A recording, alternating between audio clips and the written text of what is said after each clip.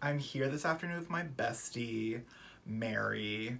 Mary, do you think that fasting has a place in the life of the modern church?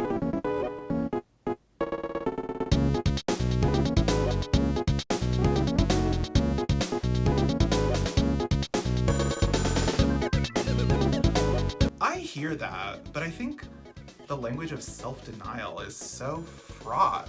What would you say to the 21st century Christian, say in Fredericksburg, Virginia, how to approach the question of fasting in a way that both feels ethical but also spiritually sustaining?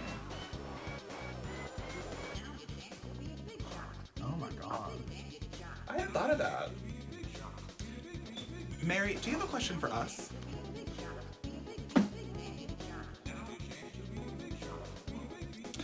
Oh my gosh, that's such a good question. I think um, the soup, salad, and breadsticks at Olive Garden.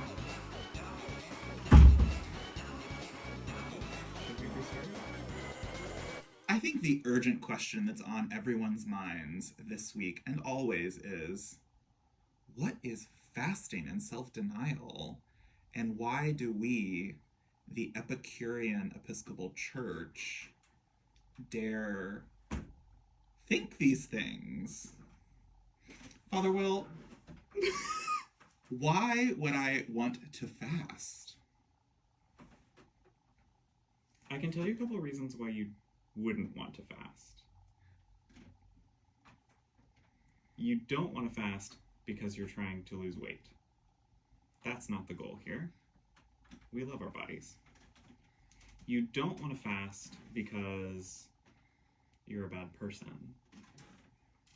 That's not what we do here. We don't shame people. And you also don't want to fast so that you can tell others that you're fasting. I think this question of fasting and self denial is an interesting one, especially for someone whose material conditions are well secured and concerns taken care of.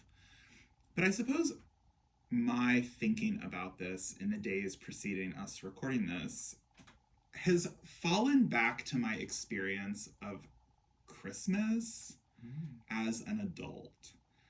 Christmas used to so hit this, it still does. Christmas used to so hit the spot as a little kid. Like the magic of waking up on Christmas morning and having this array of presents, like things that you had been hoping for, things that you had been longing for, like sort of with this sort of built up anticipation of the thing happening. And I've thought a lot about why Christmas doesn't quite feel the same way presents-wise as an adult. And the answer that I've landed on is that because I have a little bit of disposable income, and if I ever want something, I just buy it. Like all of November and December, I'm still buying things, and so then Christmas morning hits, and it's like I'm not really wanting for much. And I think there's something inside of that wondering of what does it mean to sort of have everything that you could want at your disposal. Like, what is something that has sort of worn away in a sense of excitement, anticipation, connectedness, when everything can be at your beck and call at any moment? It feels both sort of like an individual, psychological question, but also like a spiritual question. What does it want to create a little space of longing inside of yourself and to wonder how God fits into it? What do you think about that?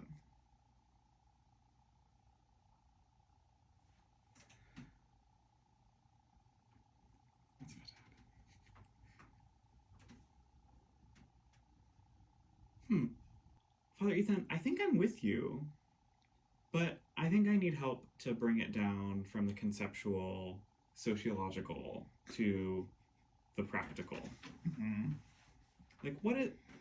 What I think that this means for us, practically speaking, is the same sort of process that maybe some of y'all went through a couple years ago, or maybe just last year, or maybe last week, of being in the supermarket and being confronted with how much availability around us we take for granted.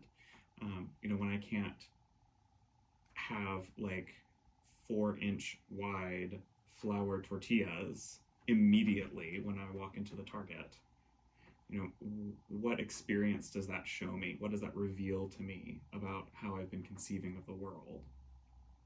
And I think that all of us are called into that kind of greater awareness, not because it's bad to have nice things, not because it's bad to eat very specific kinds of chocolate, but because we want to be the kind of people who enjoy those things rightly and with the right amount of self-awareness.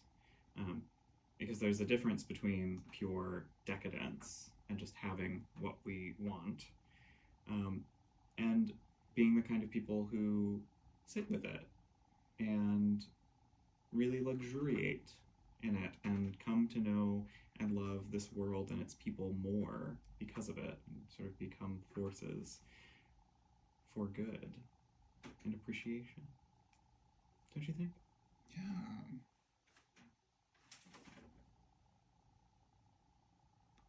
So why would self-denial and fasting be part of what we do here?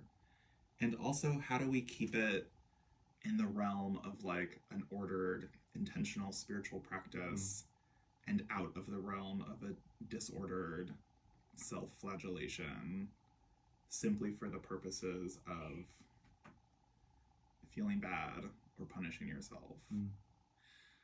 I think this is not a question that we can prescribe for you all. I think this is a question that we get to wonder together. And to that end, I wonder, like, has the quality of availability been something that has been on your mind over even, say, the last 2 years since the start of this pandemic?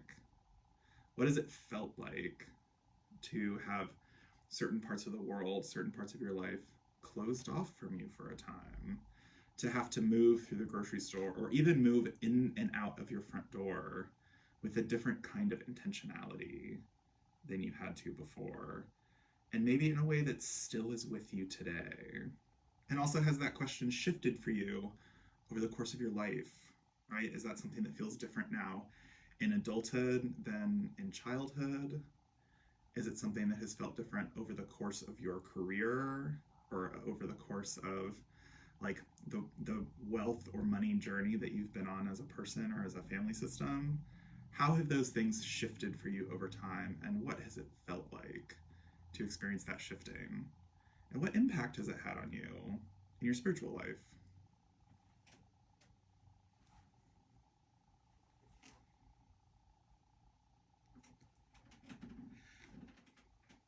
Lots of questions, not a lot of answers.